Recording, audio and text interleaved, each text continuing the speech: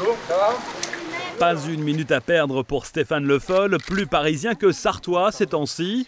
Un vote électronique express et le voilà dans un TGV.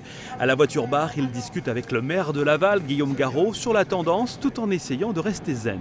J'ai eu plus de stress quelques temps avant les primaires, là, que ce soir où je me dis, bon voilà, maintenant les Français vont décider.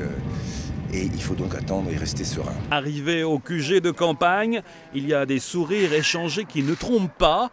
Reste que la soirée va être très longue. Elle se terminera tard parce qu'après la soirée, il faudra quand même avec François Hollande régler les problèmes liés au deuxième tour, à savoir la profession de foi en particulier, le tract qui devra partir aussi, il ne faut pas qu'on traîne.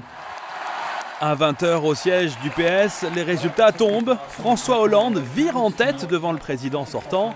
Il s'agit de donner une caisse de résonance à l'événement. Ce sera sur Europe 1 lors d'un débat face à des poids lourds de l'UMP. La sortie médiatique va durer 1 heure. Elle sert surtout à marteler la stratégie du candidat. C'est ce qui fait la force de François Hollande depuis le début, c'est la cohérence. Il n'a jamais cherché à changer de projet, ni à modifier sa ligne en fonction des événements, de l'actualité. Et il faut qu'on reste sur cette ligne. Il faut qu'on soit cohérent jusqu'au bout. François Hollande a quitté la Corrèze, il est en route pour Paris. Avenue de Ségur, la garde rapprochée déjà dans l'après-premier tour. On va préparer tout ça avec la même méthode que ce qu'on a fait depuis 3 mois.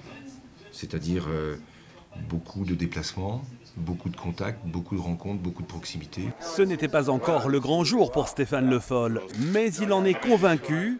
Une étape importante vient de se jouer pour son champion.